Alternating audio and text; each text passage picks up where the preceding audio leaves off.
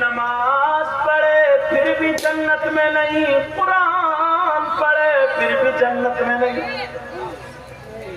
وہ خاتون کون ہے جو تسبیح پڑھے پھر بھی جنت میں نہیں؟ او میری بہنوں سن لو، وہ خاتون وہ ہے، وہ عورت وہ ہے جو نماز پڑھے، قرآن پڑھے اور اپنے شوہر کا کہنا نہ مانے، اپنے شوہر سے کھانے پہ لڑے، اپنے شوہر سے خرچے پہ لڑے، اپنے شوہر سے اس کی بدنامی میکے میں کرے، صبح کو کھانے میں کچ کچ، دوپہر کو کھانے میں کچ کچ، شام کو کھانے میں کچ کچ۔ او میری بہنوں سن لے، عورتوں پر ان کی ماں سے زیادہ، باپ سے زیادہ، بھائی سے زیادہ، سب سے زیادہ حق ان کے شوہر کا ہے۔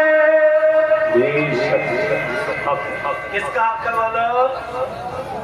بڑے خوش ہو رہے۔ وہ شوہر کون ہے جس کا حشر ظالم بادشاہوں کے ساتھ ہوگا؟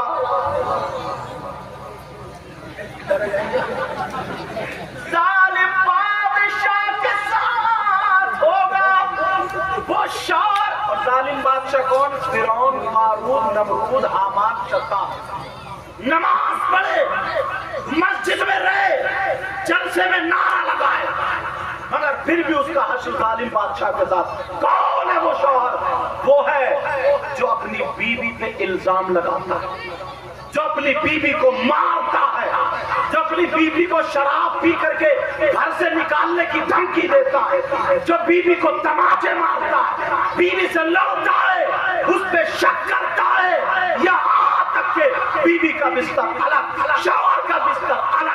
ایسا شوہر جو اپنی بیوی پہ ظلم کرے، نبی فرماتے ہیں وہ چاہے نمازی ہو، چاہے وہ حاجی ہو، چاہے مسجد میں رہتا ہو، مدرسے میں رہتا ہو، مگر اس کا حشر ظالم بادشاہ کے ساتھ۔ اب ضرورت کیا ہے؟ میاں بیوی آپس میں میل محبت سے۔ بولو رو گے یا نہیں رو گے؟ ہے نہیں؟ کہیں چکر میں تو نہیں کوئی میاں آ جائے تو موٹا والا تعویذ لے لوں؟ اتنی پیاری نبی کی سنتیں ہیں، عمل کریں۔ تم بھی اپنی بیوی کے تماشا مت مارنا۔ یار ذرا سوچو تو، تم اپنی ماں کو چھوڑ کے، حسان بھائی، ماں کو چھوڑ کے جاؤ، باپ کو چھوڑ کے جاؤ، بھائی کو، کتنا احساس ہوتا ہے؟ یہ 18 سال تک، 20 سال تک، 22-25 سال تک اپنے بھائیوں کے ساتھ کھیلتی تھی، اپنے بھتیجے بھتیجیوں میں کھیلتی تھی، اپنی بہنوں کے ساتھ کھیلتی تھی، ابا سے کہتی تھی ایسی چادر آئے گی تو آئے گی، گھر میں ایسا کلر ہوگا تو آئے گا۔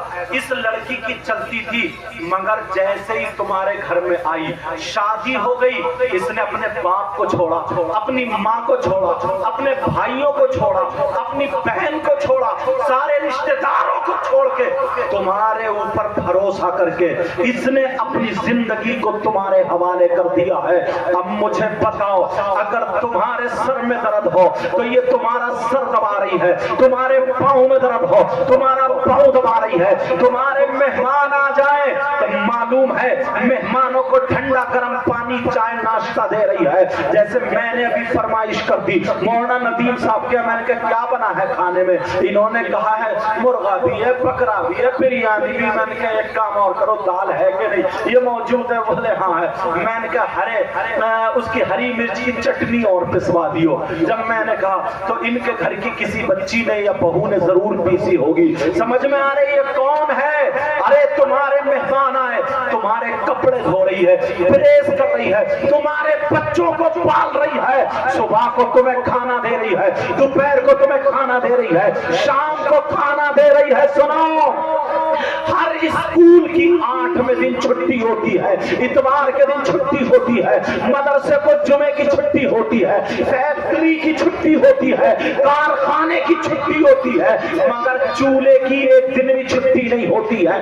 آندھی آئے کھانا بنے گا، طوفان آئے کھانا بنے گا، بخار آئے کھانا بنے گا، جاڑا آئے کھانا بنے گا۔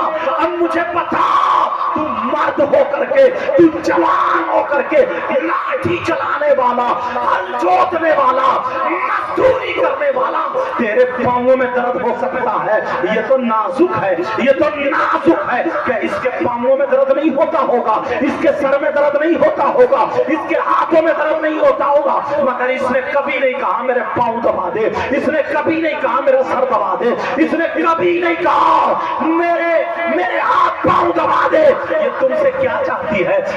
اتنا چاہتی ہے یہ میرا شوہر مجھ سے پیار کے دو بول بول لے، میرا شوہر صبح کو گھر میں گھسے، صبح کو گھر سے نکلے تو مجھے مسکراتا ہوا چھوڑ کے چلا جائے، شام کو آئے تو مسکراتا ہوا گھر میں داخل ہو۔ ارے یہ وہ ہے، اگر میرا شوہر چٹنی سے کھلائے گا مگر پیار سے کھلا دے تو یہ کھا لے گی، یہی وہ لڑکی ہے۔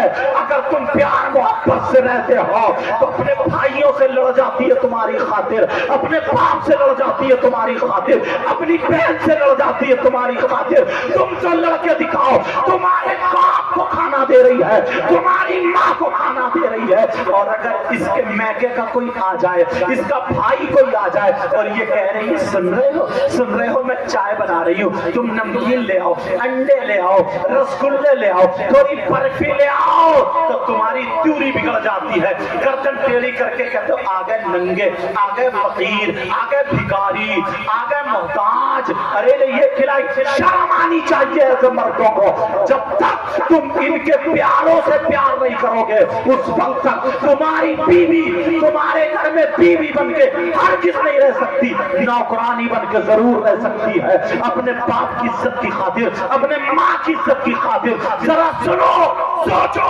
آندھی آئے، طوفان آئے، بارش آئے، تمہارے ذرا سی تکلیف ہو جائے نا، پیٹ میں اگر پتھری ہو جائے، پتھری، رات میں اوئی کرتے ہوئے روتے رہتے ہو، رات بھر تڑپتے رہتے ہو۔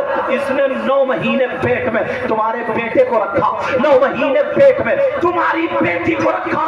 مجھے بتاؤ یہ وہی لڑکی ہے جو سنبھل کے کھانا نہیں کھا رہی ہے، سنبھل کے پانی نہیں پیا جا رہا، پیٹ بھر کے کھانا کیونکہ پیٹ میں بچہ ہے۔ مجھے بتاؤ اس کی پلٹی ہوتے ہوتے حالت خراب ہے مگر پھر بھی تمہیں نہیں چھوڑ رہی ہے۔ ایسی بیوی کو اگر کوئی تماچے مارے گا، کتنا بے وقوف انسان ہوگا، گالیاں دے گا، تو تم سے بڑا کوئی ظالم ہو سکتا ہے؟ بتاؤ اپنی بیوی کو اگر شک کرو گے، گھر سے نکالو گے، بعض اتنا بغیرت ہے، خود نہیں کماتا اور کہتا جا اپنی ماں سے 2000 لا، اپنے باپ سے دو۔ تو کائے کا مرد ہے جب تو بیوی سے منگا رہا ہے، بیوی کی کمائی کھا رہا ہے۔ اور کہیں کہیں کیا ہوتا ہے حضرت، اس وقت اس کا باپ نے جلدی شادی کر دی ہے، بھائی کمانے کے لائق نہیں تھے تو اس کو موٹر سائیکل ہی دے دی تھی، موٹر سائیکل چھوٹی دے دی تھی۔